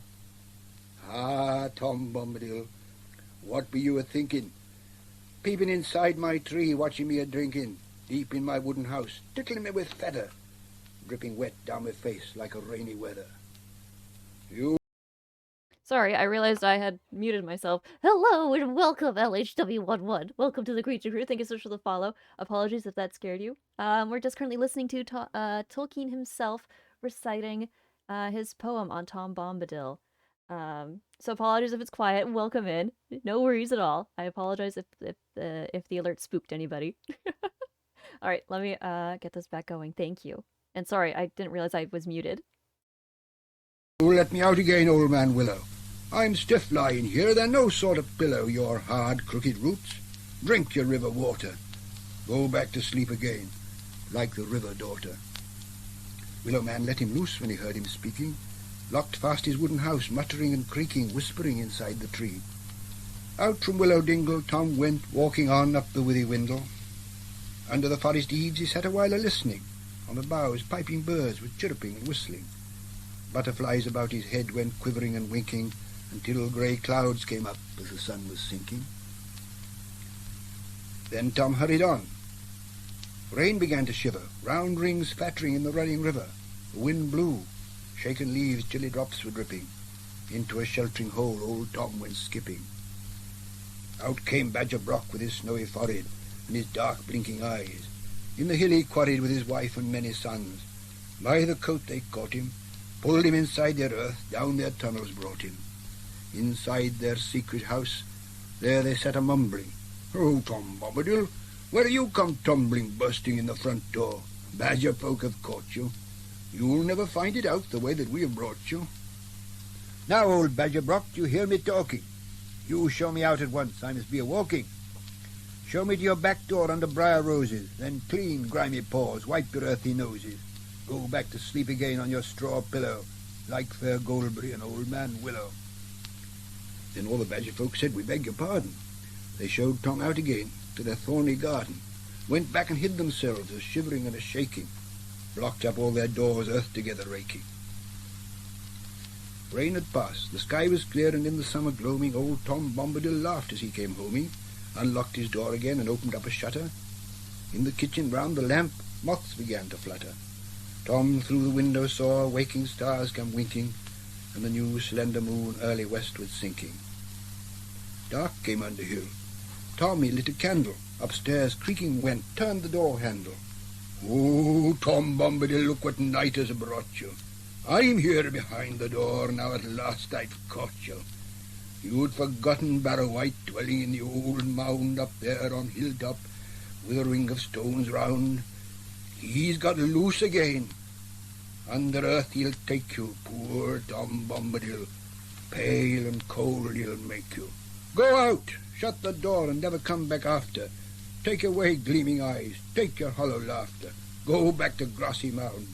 On your stony pillow, lay down your bony head like old man Willow, like young Goldberry and badger folk in Barrow. Go back to buried gold and forgotten sorrow. Out fled Barrow White through the window leaping, through the yard over wall like a shadow sweeping. Uphill wailing went back to leaning stone rings, back on the lonely mound, rattling his bone rings. Old Tom Bombadil lay upon the pillow, sweeter than Goldberry, quieter than the willow, snugger than the badger folk or the Barrow dwellers, slept like a humming top, snored like a bellows. He woke in morning light, whistled like a starling, sang, "Come, derry doll, merry doll, me darling." He clapped on his battered hat, boots and coat and feather, opened the window wide to the sunny weather. Wise old Bombadil, he was a wary fellow. Bright blue his jacket was and his boots were yellow. None ever caught old Tom in upland or in dingle, walking the forest paths or by the windle, or out on the lily pools in boat upon the water. But one day Tom he went and caught the river daughter, in green gown, flowing hair, sitting in the rushes, singing old water songs to birds upon the bushes. He caught her, held her fast. Water rats went scuttering, reeds hissed, herons cried, and her heart was fluttering. Said Tom Bombadil, "Here's my pretty maiden. You shall come home with me. The table is all laden, yellow cream, honeycomb, white bread and butter, roses at the window sill and peeping round the shutter. You shall come under hill. Never mind your mother in her deep weedy pool. There you'll find no lover." Old Tom Bombadil had a merry wedding, crowned all with buttercups, hat and feathers shedding. His bride with forget-me-nots and flag lilies for garland, was robed all in silver green. He sang like a starling, hummed like a honeybee, lilted to the fiddle, clasping his river maid round her slender middle. Lamps gleamed within his house, and white was the bedding. In the bright honeymoon badger folk came treading, danced down under hill, and old man Willow tapped at window pane as they slept on the pillow. On the bank in the reeds, river woman sighing, heard old Barrow White in his mound crying. Old Tom Bombadil heeded not the voices, taps, knocks, dancing feet, all the nightly noises. Slept till the sun arose and sang like a starling, "Hey, come, derry doll, merry doll, me darling," sitting on the doorstep, chopping sticks of willow, while fair Goldberry combed her tresses yellow. All right, and that's the poem. Yeah. What you guys think? I loved it. That was was so great. good. Yeah. So yeah, I love it so much.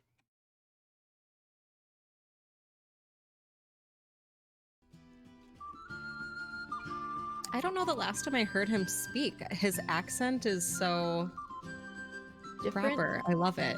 Yeah, I mean, he grew up in like he was born and raised in South Africa, and then of course he moved to England where he grew up. I mean, like two places. You grew up two places, but yeah.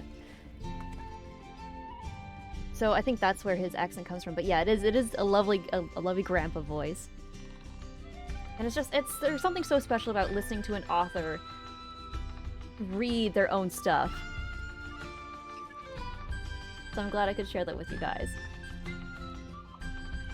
And that's partially why I heckin' love the this chapter.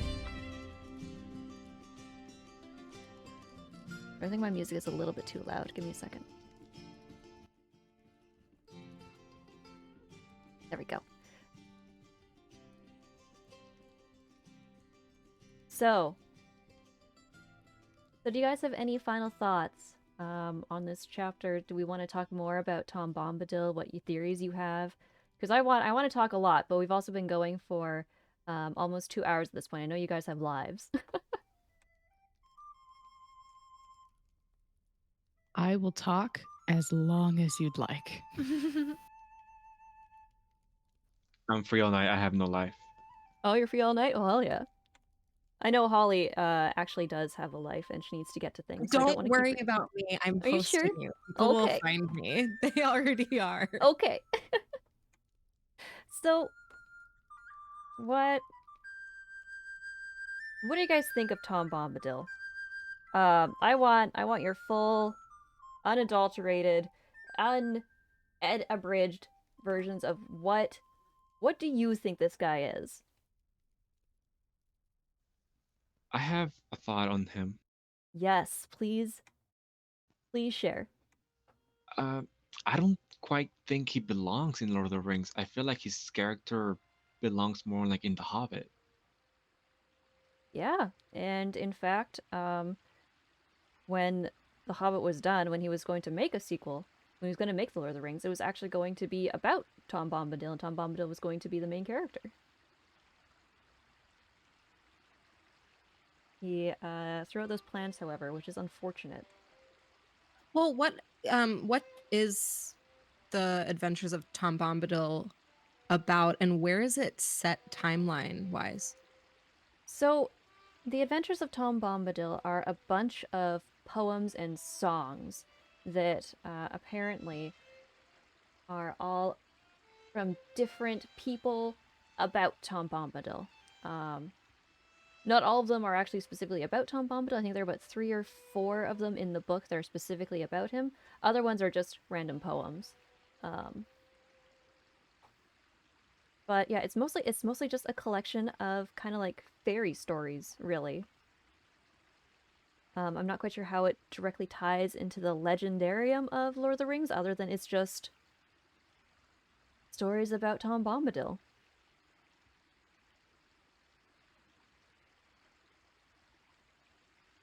I definitely need to go back and read all of them.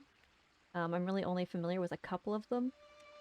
One of the other ones I like is when Sam, our lovely Sam, he makes up one about Tom Bombadil and a troll. He just makes up a story about him, or he recites something that he previously heard before, because hobbits apparently have a whole bunch of songs and poems about this Tom Bombadil. I love that. I'm not too terribly surprised by that, since we mentioned how the hobbits are very, same in nature as Tom tends to be, so it doesn't surprise me that they would have more songs and stories about him. Yeah. And yeah, Ralph Bashki did some great work on Tolkien. Yeah, he did. Oh my god, I could go on forever about all that. It's like the Hobbit movies, amazing. The Lord of the Rings movies, amazing. all those 70s cartoons, oh, they're so good. Hobbit movie who? The only Hobbit movie, there's only one. There's only ever been one. There's only ever been nothing else one. ever happened. And it's from the 70s. Animated, it was from the 70s, and it's very so good. Yep, it's so good, and nobody ever touched it again. Nope, there's no remakes. What? Nope. Nope, I don't. Nope. I don't have the extended version of them in a box set with the other ones. I definitely don't. I don't have that They don't either. exist. And I They don't definitely exist. nope. I don't watch them. I definitely don't like the first one. Definitely I don't think that the first one is the best one. If there were other ones, in that series that doesn't exist. I found the second and third to be quite derivative. Yeah, I would say that. Yeah, if they did exist. Okay.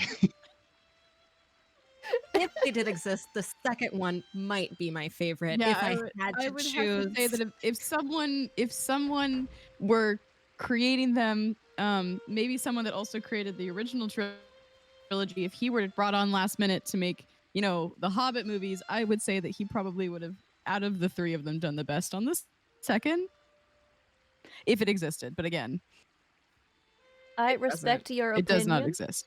I respect your opinion, and I graciously say no.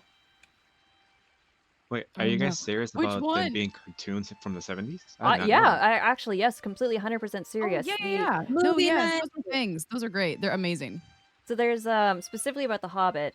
It's this cartoon from the 70s, just called The Hobbit, and it is beautiful. It is absolutely amazing and wonderful, and I highly recommend you checking it out if you haven't. It's so good. It definitely, it personifies the fact that The Hobbit was a children's book. They keep in all of the songs. They have wonderful moments. I love the animation and the coloring. It is so to its time. But anyway, we're talking about Tom Bombadil. Oh my gosh. All right. Christopher or Trash Kitty, do you guys have any actual thoughts on what is Tom Bombadil? I want your thoughts on this chapter. Give it to me straight. Also, I'm a clone. I'm sorry you got timed out. If one of my mods could undo that, unban, and maybe untime I out. feel like I'm still digesting Oh, everything of about course. Tom Bombadil as I am learning. Yeah, of course. You are more than welcome to just digest and say, I don't know yet. That's completely fine. I do like the theory though that he's like the spirit of the like earth itself. I do appreciate that, but I am still digesting, so I'll stay there. Was this the last we're ever gonna see of Tom? No, it is not the last. Christopher, I want to hear your thoughts. What do you think? I kind of really love. I think my favorite theory is the one that you brought about him being like the spirit of the music. Um, I also really love, yeah, the father nature, the kind of abstract concept that he is just Arda itself. Um, I don't really have a solid thing. I think that he is just this embodiment. I also really love the one that you brought up where he was like the earth and Goldberry's the water, and just together they are the spirit of nature. Um, and that balance there. I think that, yeah, I love this chapter very much because it is so much, and you do feel like you gain so much, but it doesn't give you everything. It just makes it seem so mystical, and he like we joked about this the first time we heard him, but like Uncle Tom, like, you know what I mean, like Uncle whatever, but Yep. he's just so warm and loving, but he still is so very authoritative. And I love that he's this wonderful kind of just mystical being that we're never going to fully know about. But I definitely think that he's outside of the world. He was there, like, he is not something of the world. He is instead just in it. Or like, I guess he is of the world, but not, you know, Yeah. I don't know. You I know know, what I right? mean? There's so much to Tom. Who is Tom Bombadil? I know. I'm like, the more I'm talking, the more I'm like, well, wait, hang on a minute. Like, I'm not saying this right. Well, maybe we're not supposed to know who he is. Maybe Tolkien just wrote him in so we can just enjoy him. In fact, so Tom Bombadil, originally, actually, in the real world, Tom Bombadil was a toy that one of his children had. He was this beautiful Holland doll. Of course, he had a blue jacket, he had yellow boots, and a blue hat with a feather in it, and it was a real feather. So it was a very lovely toy. And then one day, one of Tolkien's other children got upset and was upset at his brother, and he took Tom Bombadil and flushed him down the toilet into the lavatory. And then of course Tolkien and his wife had to go get the toy out of the toilet, and then that's where the adventures of Tom Bombadil were born. So Tolkien would then sit down with his children at bedtime, and he would tell them stories about old Tom Bombadil. I'm sorry it keeps timing you out. I'm a clone. Oh my god. Why does it keep timing you out? Why? Why? uh, if anyone is interested, the Tolkien professor is doing very some a very close reading of Lord of the Rings, going on for 4+ years. You're still doing the Castle of Aw, that's so cool. I'm sorry it keeps timing you out. I don't know why. I want it to stop. Uh, I do apologize. I wish I've a lot of my mods are currently busy. Anyway. Um But yeah, so Tom Bombadil was a cute little, just a toy character, and then he would tell stories to his children. And I think he was going to be included in The Hobbit, but I don't think there was any place for him to put him. And again, when he was thinking of making a sequel, um, yeah, it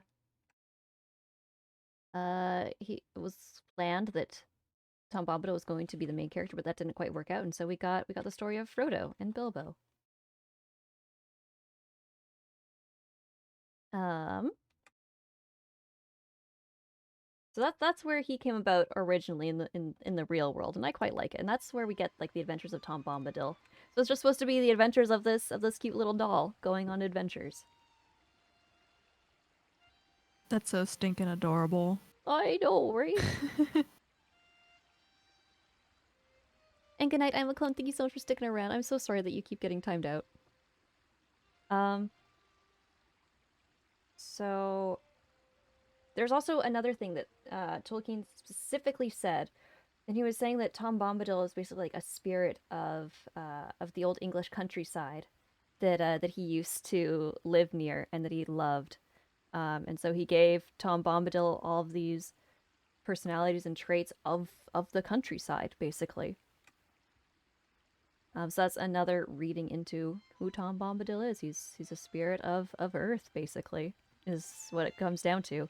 So I'm glad that you guys like picked up on that. You're able to see that and parse that and realize this guy is obviously different. Who is he? So yeah, good job, guys. I'm so proud.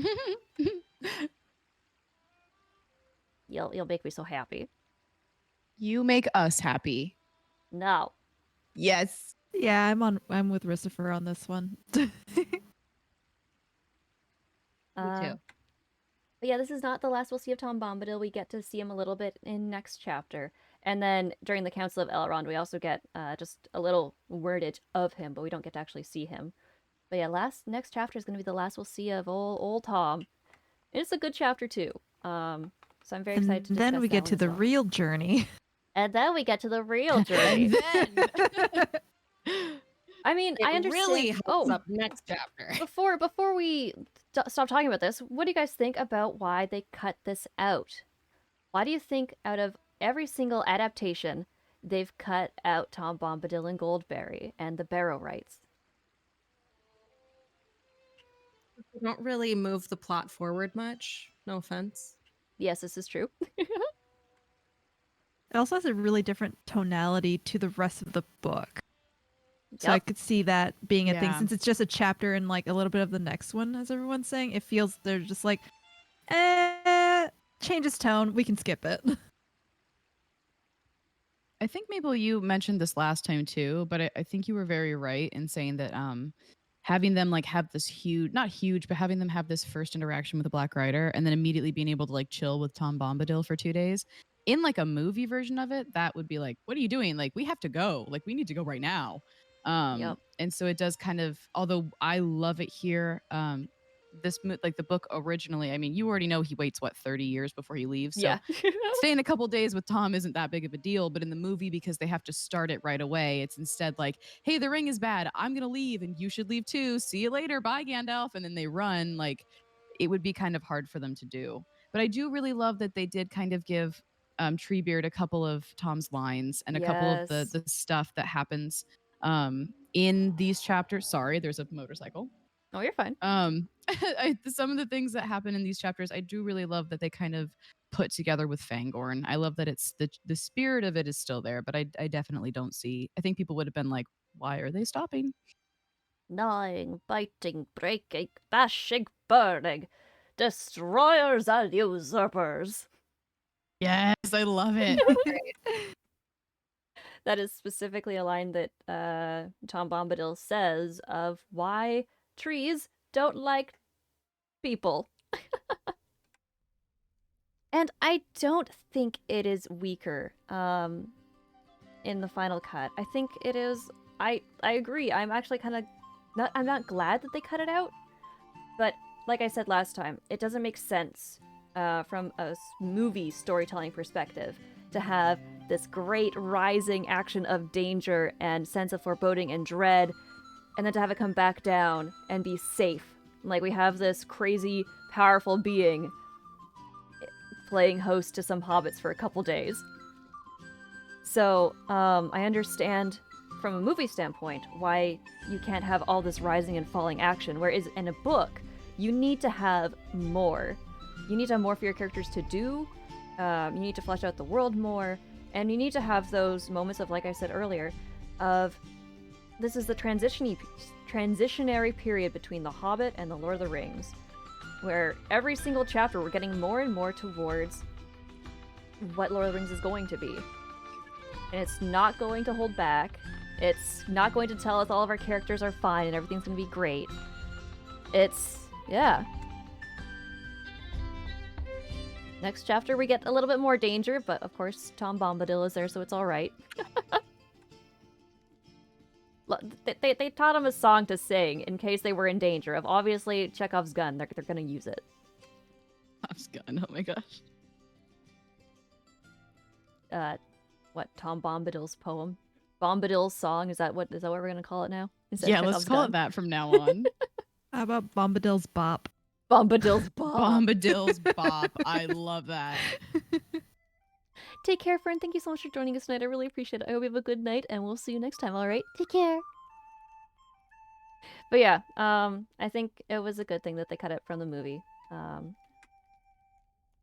Because, yeah. I mean, it would have been great to see, but I understand why. Alright, do we have any final... Is there anything that we haven't touched on yet that you wanted to talk about?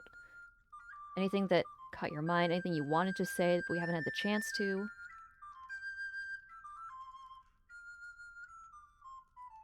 Not for me. I think I'm also good.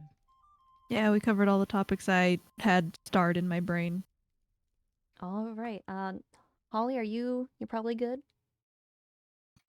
Oh, yeah, I'm fabulous. Thank you. I mean, of course you're fabulous.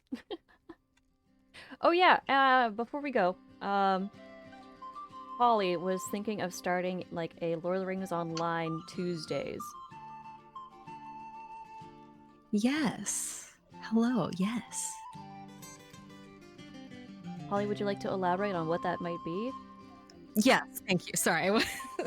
So I'm gonna be streaming Tolkien related content on Tuesdays. It's Tolkien Tuesdays. It only makes sense. And I'm looking for people that may want to join my fellowship and play some Lord of the Rings online. So I'm willing to be flexible on time right now just because it hasn't started yet. And I can start this Tuesday or I can wait another week if that's easier for people. But if anyone's on board, I am searching for people. Yes.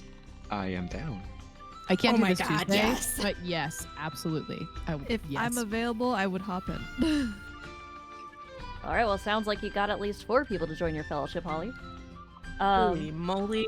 I do request that if you do start, I'll send you the server, but it's a server that I've been playing on for years, and I've got like all my high-end characters and stuff on that server. I will absolutely work with your Yay. server. I'm fine with that. Yeah, that's my only request. Yay, guys, a fellowship! Oh my gosh, this is so exciting. Oh my god! Is this a good time for most people? Like the What time? 5:30 or whatever to whenever, or is there any better time of day? Yeah, something like that. That works for me. I am free Tuesdays. Normally, this Tuesday I'm not, but normally I'm free Tuesdays, and so I will work whatever works for you guys. Take care, Silver, and we'll see you next week for Chapter 8. Excellent. I'm- Okay, well, I yeah. guess I'll be in All right. touch with Sounds good. everyone here. All right. And I guess with that, thank you guys so much for joining me for Chapter 7 in the House of Tom Bombadil. We'll be reading and discussing Chapter 8 next week, which will be the Barrow Downs. Ooh, spooky. Yeah. So, That's when the book really gets going. yeah, that's when the book really gets going. Can this be a thing? Can we say this at the end of every one of them now? Yes. We should. Because we're gonna get to the Council of Elrond, and we're gonna be like, so now. This Now really it really happened. starts. Yeah, I think we need to say it like every week now. Well, and we finally got the fellowship. We're about to head out. Like the end of Literally, the we're first about book, to. we're gonna be like, all right, so now everything's really happening. And then we get 2 chapters, and then the Balrog happens. Yo, It's like, all right, well yes! now the story's over. We got all the way there, and now that's it. Oh my god. All right. Thank you so much, Holly Huckleberry, Jonathan B. Nice, Christopher, and Trash Kitty for joining me today. These are all wonderful streamers. They all stream. I love them so much. So definitely, love you. please Yeah, go check thanks, them. Check Maple. all of them out. Do you want to? You guys want to do like a quick shout out of what you do? Just like a quick sentence blurb about yourselves? Oh, I'm ready. All You right. caught me off guard last week. Now I'm ready. All right, Holly, give us a blurb. Hi, I'm Holly Huckleberry. I just started streaming today. I'm a variety streamer, and if you want to come hang out with me, I'll be on right now. So I have to go. Love you guys. Thank you so much. Maple, I love Bye. Book Take Club. care. I look forward to Bye. it every week. All right, Jonathan. Jonathan, Yes. give us a Oh blurb. yeah, right. My name is Jonathan Be Nice. I stream whatever I feel like streaming at that certain day. I go from all the way from Minecraft to Dead by Daylight and everything in between. I'm just a chill guy, just not taking anything too seriously. Christopher. Oh, hi guys, I'm Christopher Faithius. I am also a variety streamer. I do a whole lot of things. I just started Star Wars Fallen Order, or Jedi, whatever. Basically, huge nerd. I stream about twice a week. I'm a weekend warrior. I'm going to stream tonight. If you guys want to come pop by, I'm going to do some little nightmares. But yeah, all around huge nerd. Thank you very much. And last but not least, Trash Kitty. Can I read a blurb? Hello. Yes, I am Trash Kitty, known as Trash Kitty 6 here on Twitch. I play lots of RPGs and do very silly voice acting, so that is content you are interested in. By all means, stop on by. I stream Mondays, Wednesdays, and Friday night. Yeah, they're all lovely people. Please consider giving them a follow if you haven't already. I love them to death. And any of you are more than welcome to come join this thing. You are all welcome. If you've read the book, if you've read the chapter, please feel free to hop on in Discord next week. I would love to have you there. I love hearing more voices and what people have to say about this book because it's my favorite thing in the entire world. All right. I think that's Thanks where for we're gonna having us, call it Maple. today. Thank you so much all the course. time. Thank you so much. I'll see you guys later, and specifically, I'll talk to you guys specifically about Lord of the Rings next week. Or on Woohoo. Tuesday. Ooh-wee. All right. Remember to read your chapter. I love you very much. Take care. All right. Bye, guys. Bye. All right, everybody. Thank you so much for joining me for Lord of the Rings book club. Don't have a quite name for it, but who cares? Of course, Real Gonzo. Thank you. We're gonna go on a raid, so stick with me here. We're probably gonna go raid Holly Huckleberry actually because she just started streaming on Twitch.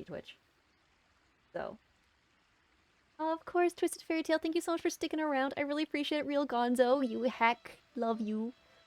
You guys are all lovely people. I hope you guys have a wonderful week. I will not be seeing you guys tomorrow. Tomorrow is my day off, but I'll probably see you Tuesday for some heckin' apparently Lord of the Rings. So hell yeah. No, I love you more.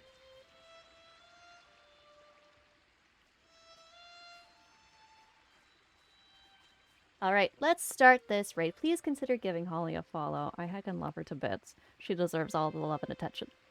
Alright. Yeah. Again, won't see you guys tomorrow. I hope you have a lovely Monday. If you have work, work well. Work safe. And if you don't, have a lovely day. Take care of yourselves. And yeah, we'll see you on Tuesday, guys. Take care, alright? Bye-bye.